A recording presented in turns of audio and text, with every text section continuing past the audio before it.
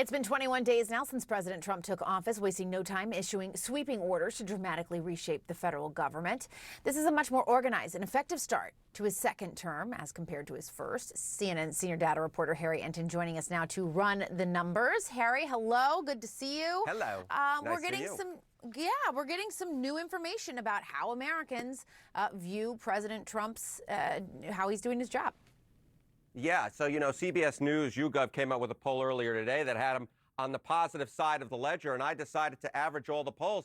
And you know what? The average of the polls also has him on the positive side of the ledger. All right, let's take a look. Trump's net approval rating on February 9th. Look at this. In 2025, he's at plus 4 points. Look where he was in 2017, his first term at this point. He was at minus 5 points, so he's doing nearly 10 points better on the average. And more than that, as I mentioned, it's not just the CBS News poll, it's the Ipsos poll, it's the Gallup poll, it's the Pew poll.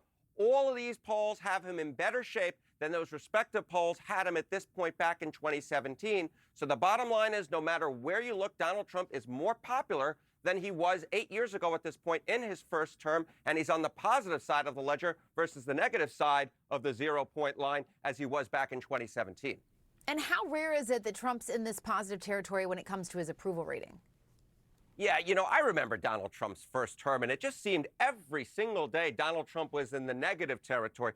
And it turns out it was pretty much every single day of his first term. Positive net approval rating for Donald Trump, again, using the aggregate of the polls. Look at this. In his entire first term, just 11 days was he on the positive side of the ledger. Compare that so far, every single day, all 20 days so far, he has been on the positive side of the ledger. So he has nearly doubled up the number of days in which he has a positive net approval rating from his first term. And we're only 20 days in. Every single day, Donald Trump has been in positive territory compared to just 11 days during his first term. The bottom line is, no matter which poll you look at, no matter what way you look at it, simply put, Americans like the job that Donald Trump is doing significantly more this time around than they did in his first term when he just had 11 days in which he had a positive net approval rating compared to already nearly 3 weeks so far, Jessica. That is pretty incredible to compare those two. So break this down then. Why do you have any idea why more Americans are approving of his job, of the way he's doing his job this time around?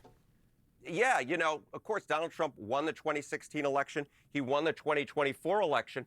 But when you went into his first term, there were a lot of folks who simply put did not think that Donald Trump was doing what he promised. Back in April of 2017, it was just 46%. Compare that to 70% so far. So a big reason why Donald Trump is significantly more popular now than he was at this point in his first term is because, simply put, the American people believe he is fulfilling his campaign promises in a way that they did not believe he was doing, believed he was getting off on the wrong track back in 2017. They believe he's following his campaign promises this time around, and that is, I believe, a big reason why so many more Americans are approving of the job that he's doing compared to his first term at this point.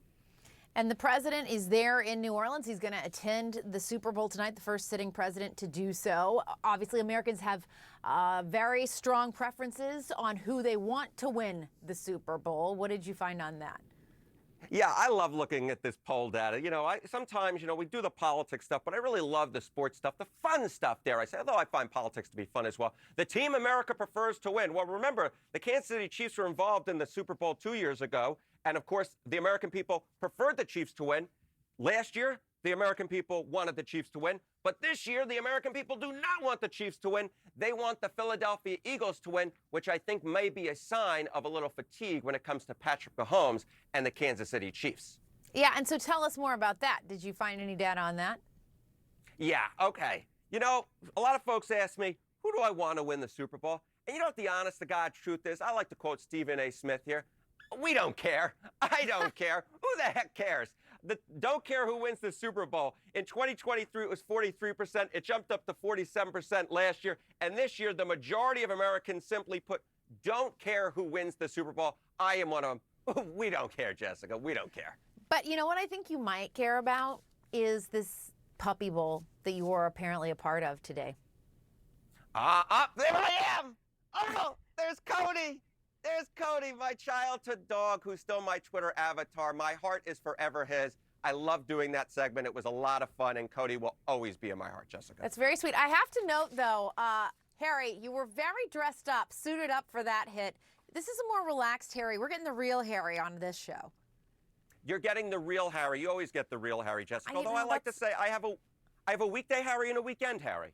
Yeah, and we get the weekend Harry, and we're all better for it. All right, thank you so much. Enjoy the Super Bowl. We appreciate it, You Harry. as well, Jessica.